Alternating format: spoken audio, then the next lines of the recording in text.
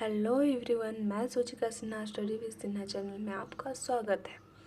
1 जनवरी 2022 paper 1 करा चुके हैं और आज 1 जनवरी 2022 पेपर 2 जो 6 to 8 में पूछा जाता है CDP पेपर 2 जिसमें मेंशन रहता है, आज उसका 15 क्वेश्चन कराएंगे। क्योंकि हम लोग जानते हैं कि CDP का 30 क्वेश्चन दोनों पेपर में होता है। Paper 1 to 5, paper 2 6 to 8। तो 1 to 5 हम करा चुके हैं, जो कि मेरा स्टडी विद सिन्हा चैनल के पे है, उसको आप देखें। 3 पार्ट करके है, 10-10 MCQ करके आप देखें उसे। आज है 15 क्वेश्चन लिए हैं पेपर 2 का, CDP का 15 क्वेश्चन। ओके। और सीटेट में प्रीवियस ईयर बहुत ही इम्पोर्टेंट रोल है। आप प्रीवियस ईयर अच्छे से करते, अच्छे मार्क्स आराम से आ जाएंगे। CDP में 30 आउट ऑफ 30 आपका आराम से आ सकता है। चलिए क्वेश्चन नंबर 1 पे।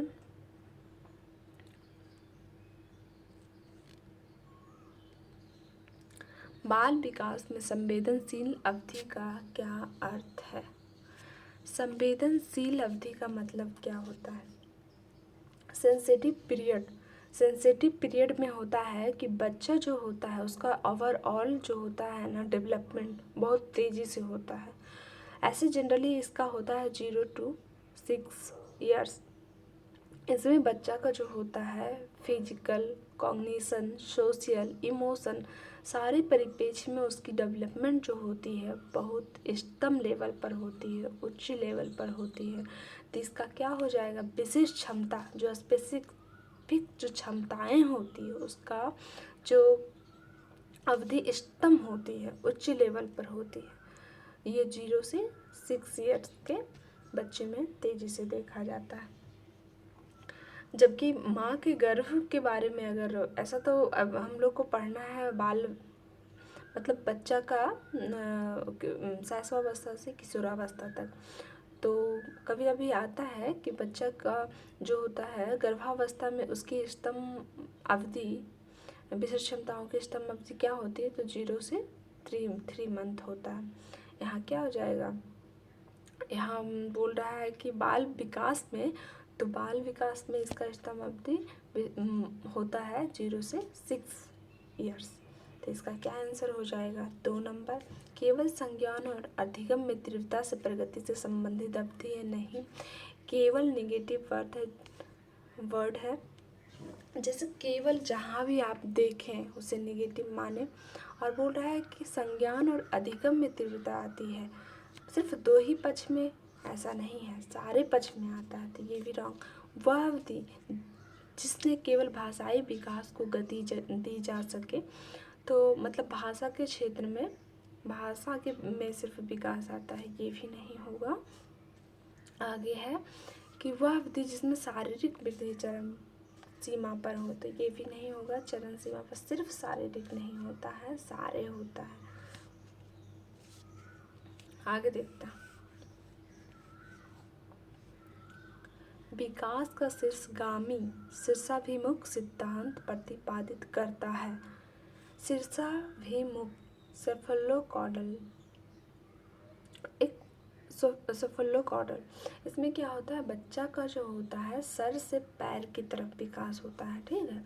तो सर से पैर की तरफ विकास होता है ना, तो उसमें बच्चा जो होता है पहले सर को संभालना सीखता है, फिर वो उसका जो होता है विकास पैरों की ओर, मतलब हाथ, फिर उसके बाद पैरों की ओर आता है, ठीक है।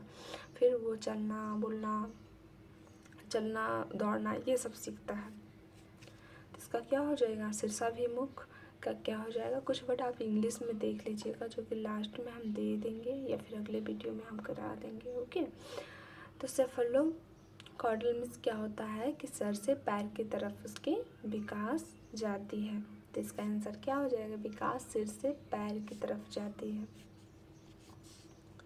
विकास केंद्र से छोरों की ओर जाती है, तो ये होता है प्रोक्सिमोडिस्टल। इसमें क्या होता है ना, बच्चा जो होता है उसको सेंटर से परिधि की तरफ जाता है। तो सेंटर से परिधि की तरफ जाता है, तो इसमें होता है कि बच्चा जो होता है पहले रीढ़ की हड्डी उसकी मजबूती आती है, फिर भुजाओं, फिर उसके उंगलियों पर आता है, मतलब कि इस तरह से जा रहा है, सेंटर से पेरिफेरी की तरफ जा रहा है।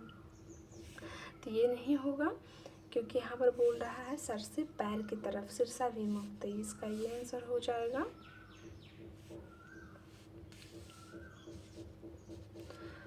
केंद्र से छोरों की तरफ नहीं, विकास पैर से सिर की, ये तो होता ही नहीं है। विकास छोरों से केंद्र की ओर, ये भी नहीं होता है। तो इसका 2 का हो जाएगा 1 नंबर। किस अवधि के दौरान विचार अमूर्त और आदर्शवादी हो जाता है? अमूर्त और आदर्शवादी, वो जो बच्चा होता है वो काल्पनिक दुनिया में काल्पनिक चीज़ों को सोचने लगता है, काल्पनिक चीज़ देख करने लगता है। जैसे विज्ञान और गणित जो विषय है वो काल्पनिक विषय है, उसके बारे में उसका जो चिंतन है वो तेज़ी से डेवलपमेंट होता है। बच्चे का आदर्शवादी हो जाता है, क्या सोचता है कि हमको परफेक्शन किस में मिला, मतलब हम क्या करें जिसमें कि जो होते हैं लोग वो उनको अच्छा माने और उनकी जो है लाइफ अच्छी हो, इस तरह की वो ड्रीम करने लगते हैं। ये अवधि होता है किशोरावस्था। शैशवावस्था में बच्चा होता है ना, अपना सेंसरी मोटर से सारा चीज़ सीखता है, सेंसेस से सब चीज़ छू के करके सीखता है। प्रारंभिक बाल्यावस्था में ऐसा वो उसका सोच केंद्रित होता है। मध्य बाल्यावस्था में मूर्त चीज़ों से वो सीखता है। इसका आंसर 3 का हो जाएगा 4।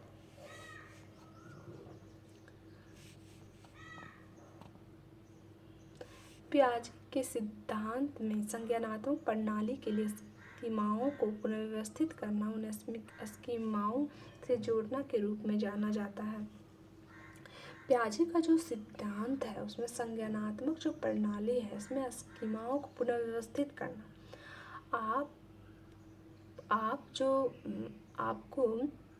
आप ये दुनिया में आते हैं तो हर एक चीज़ के लिए अपने माइंड में स्कीमा बनाते हैं। एक पेन को भी देखते हैं तो उसका स्कीमा बनाते हैं कि पेन इस तरह के होता है, पेंसिल इस तरह के होता है, बुक इस तरह के होता है, ठीक है। वो इन्फॉर्मेशन आप स्कीमा में इन्फॉर्मेशन होता है, आपकी सूचनाएं आप एकत्रित करते हैं, पर उसे एक क्रम में सजाते हैं, पुनर्व्यवस्थित करते हैं, तो वो ऑर्गेनाइजेशन होता है, संगठन होता है, ठीक। रीअरेंज करना वो हो जाता है संगठन, ऑर्गेनाइजेशन। तो इसका आंसर हो जाएगा ऑर्गेनाइजेशन। आत्मसात्करण में होता है कुछ चीज़ ऐड करते हैं, जैसे कि आप पेंसिल देखें तो पेंसिल में क्या होता है ना कि उसमें कभी कभी देखते हैं कि उसमें रबड़ भी ऐड रहता है पीछे, तो हम उसे बताते हैं कि देखो ये इसमें ये पेंसिल है, इसमें रबड़ भी ऐड है। तो बच्चा सीखता है अच्छा यार इस तरह की भी पेंसिल होता है, तो वो इन्फॉर्मेशन ऐड करता है बच्चा, वो हो जाता है एसिमिलेशन। एकोमोडेशन में क्या होता है, बच्चा अपने स्कीमा में जो भी है उसमें परिवर्तन लाया। जैसे बाघ और शेर को ही देखा, तो बाघ और शेर में जो अंतर होता है, फिर वो बच्चा देखा, वो बाघ ही मान रहा था शेर को भी, पर वो देखा उसमें कुछ अंतर हुई, तो वो फिर उसमें स्कीमा में चेंज लाया, वो होता एकोमोडेशन। ओके, तो इसका आंसर क्या हो जाएगा, ऑर्गेनाइजेशन। परिपक्वता नहीं होगा, तो इसका 4 का हो जाएगा 3 नंबर। बच्चे मानसिक रूप से समस्याओं का समाधान कर सकते हैं, लेकिन समस्याओं को स्वयं प्रतीकों से नहीं बल्कि सामग्री से संबंधित होना चाहिए। देखिए, सामग्री से संबंधित होना चाहिए, इसका मतलब मूर्त संक्रियात्मक अवस्था, मतलब कि सामग्री हो उसको वो मूर्त रूप से कर पाए, है ना, छू के करके उसको प्रत्यक्ष रूप प्रेजेंट हो उसको, तब वो करेगा, प्रतीक से नहीं, सैम्बल से नहीं। तो ये हो जाएगा मूर्त संक्रियात्मक अवस्था। जैसे कि पहले ही बताए थे कि पियाजे की 4 अवस्था है, तो इसमें पहला होता है संवेदीकामक अवस्था, फिर होता है पूर्व संक्रियात्मक अवस्था, फिर होता है मूर्त संक्रियात्मक अवस्था, औपचारिक संक्रियात्मक अवस्था।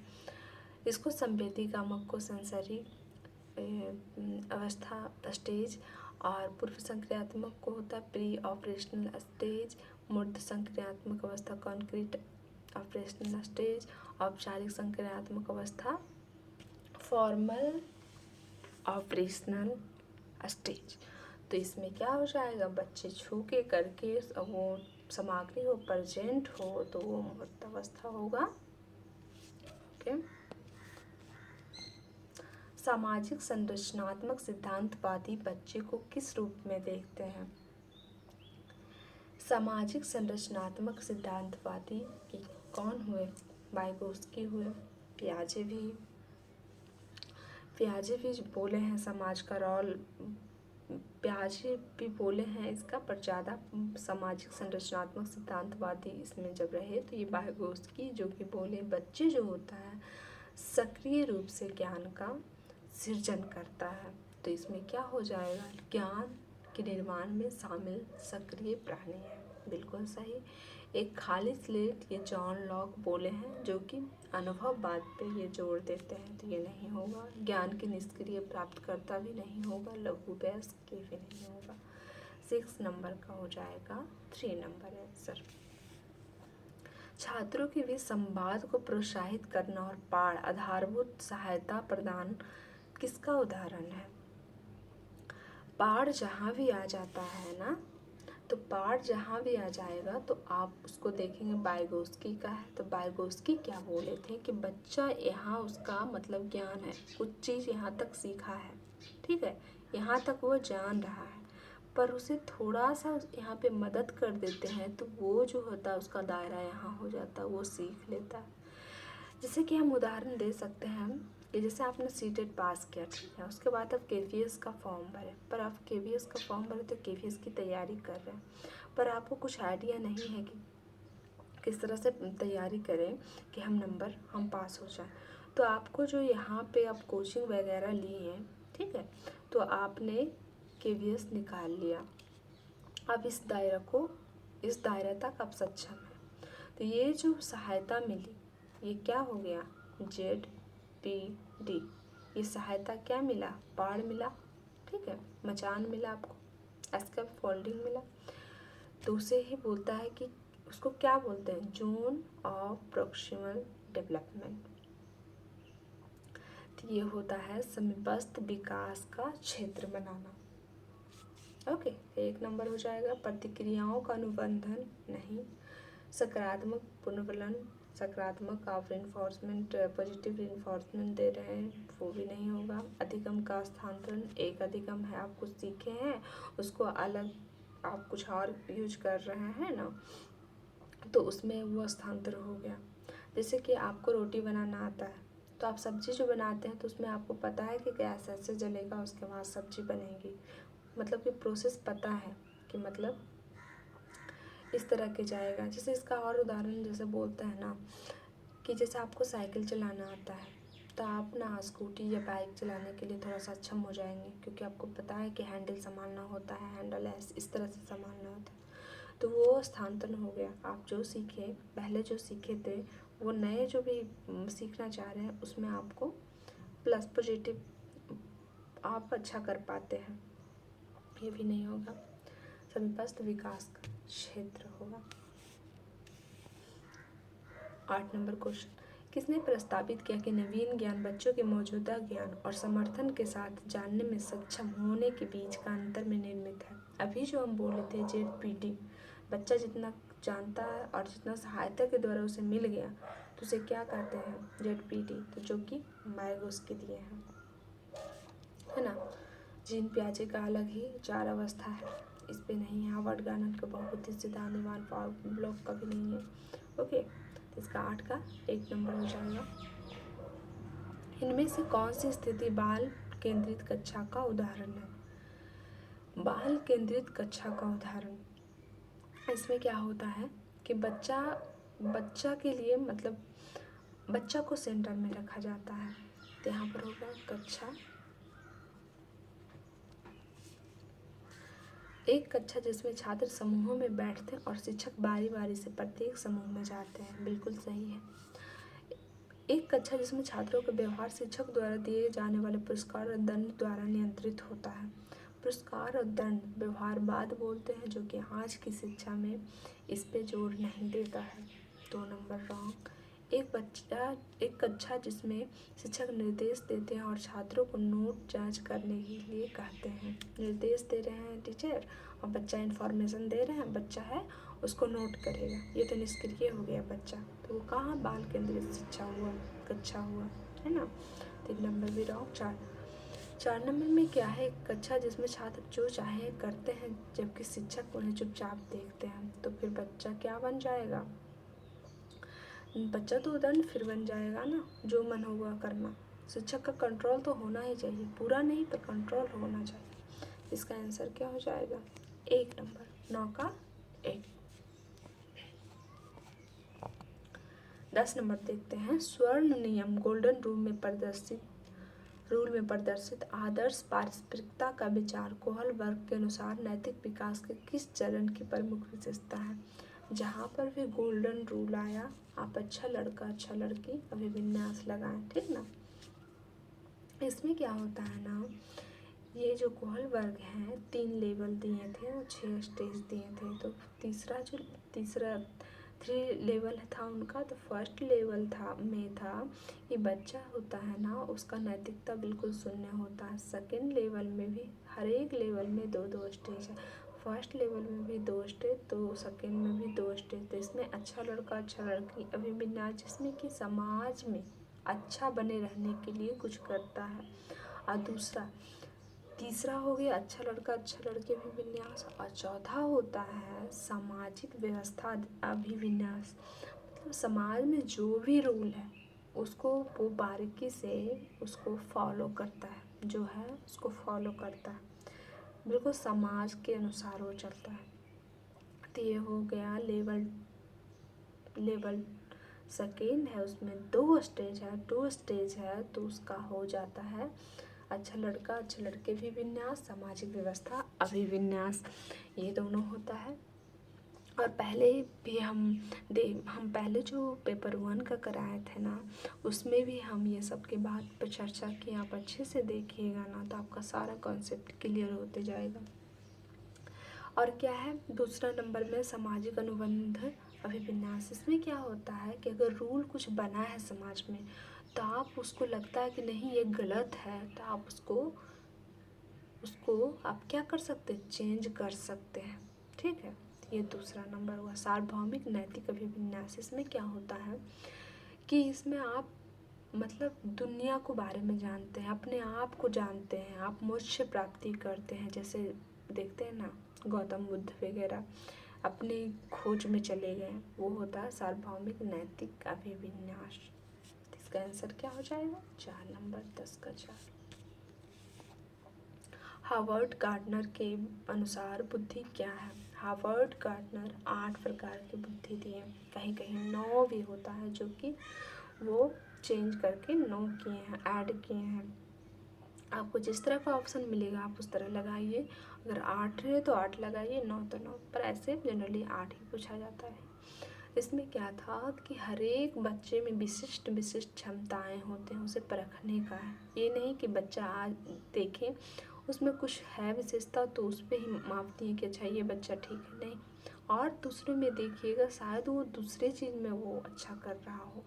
तो इसमें 8 प्रकार की बुद्धि के बारे में बताए थे हावर्ड गार्डनर, जिसमें बोले थे कि विशिष्ट क्षमताओं का एक समूह है, सबका जो है विशिष्ट क्षमता है उसका एक समूह है, हावर्ड गार्डनर बोले थे।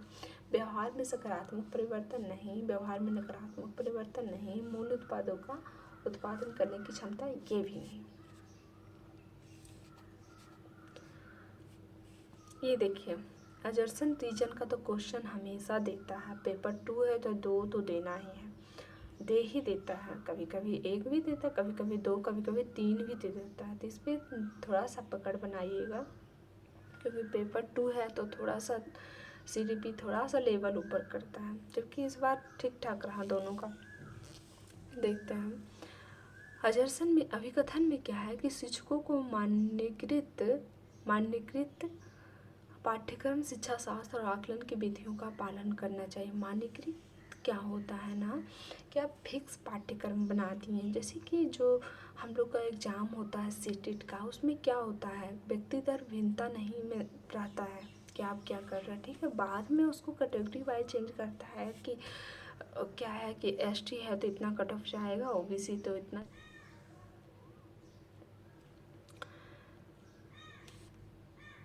स्टैंडर्डाइज जो होता है ना पाठ्यक्रम, ठीक है, इसमें क्या होता है आकलन की विधियों का पालन करना चाहिए। तो ये ऐसा नहीं है कि हम बच्चों को फिक्स पाठ्यक्रम दे दिए हैं और बच्चा उसी को नियम और विधियों का पालन करे, ये रॉन्ग है, फिर असर्शन रॉन्ग है। शैक्षिक प्रणालियों को बच्चों के बीच व्यक्तिगत विभिन्नताओं को नज़रअंदाज करना चाहिए, उन्हें खारिज करना चाहिए। व्यक्तिगत भिन्नताओं को अगर नज़रअंदाज करते हैं तो फिर कैसे आप उसको एक ही विधि से पढ़ाएंगे।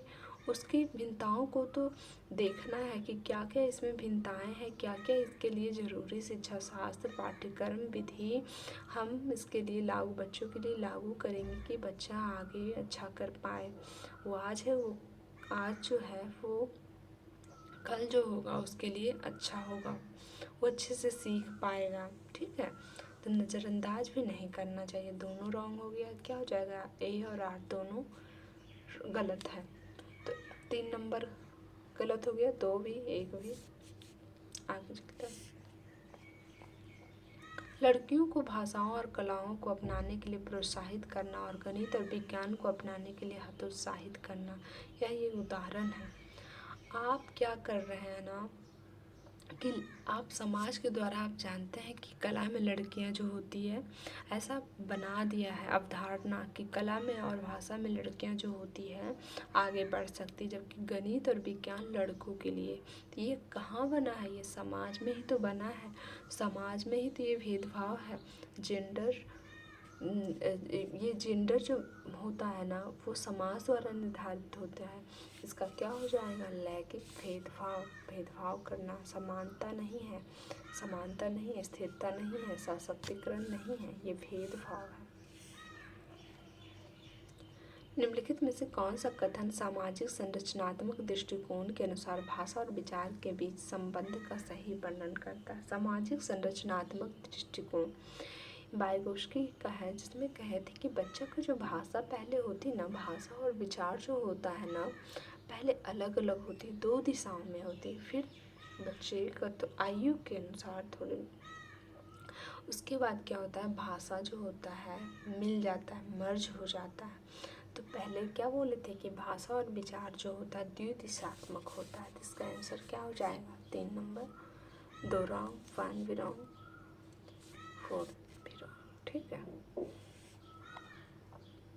अधिगम के आकलन के स्थान पर अधिगम के लिए पर ध्यान केंद्रित करना सुनिश्चित करने के लिए इसमें क्या शामिल करना महत्वपूर्ण है।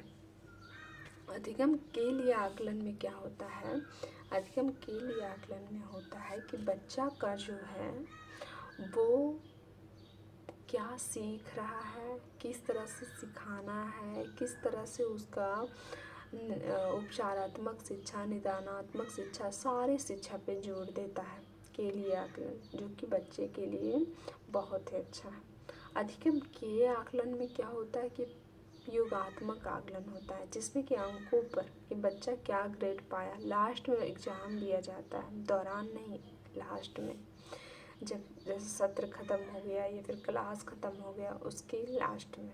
तो अधिगम के लिए आकलन अच्छा नहीं होता, अधिगम के आकलन अच्छा नहीं होता, अधिगम के लिए आकलन अच्छा होता है, जिसमें के लिए ना आकलन पर सुनिश्चित करने के लिए क्या शामिल करना है, स्व आकलन, सहकर्मी आकलन, गुणात्मक प्रतिपुष्टि, मात्रात्मक मापदंडों के आधार पर छात्रों के बीच तुलना करना, ये भी नहीं होगा।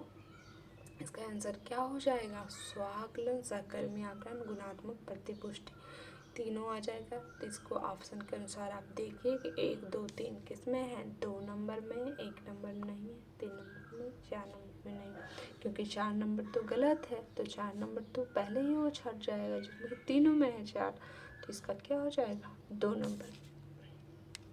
आगे 16 से दूसरे वीडियो में कराया जाएगा नेक्स्ट क्लास में। आप इसी तरह से बने रहिए। सीटेट में आप आराम से 30 आउट ऑफ 30 कर सकते हैं, क्योंकि प्रीवियस ईयर ही इसमें महत्वपूर्ण रोल होता है। ठीक है, आप लोग जब भी वीडियो मेरा देखते हैं तो अच्छा लगे तो लाइक ज़रूर करिए। आपको कुछ इसके बारे में कमेंट करना है तो वो भी करें, जिससे कि हम समझें कि क्या आपको ज़रूरत है। एंड सब्सक्राइब भी ज़रूर करें। Thank you for watching.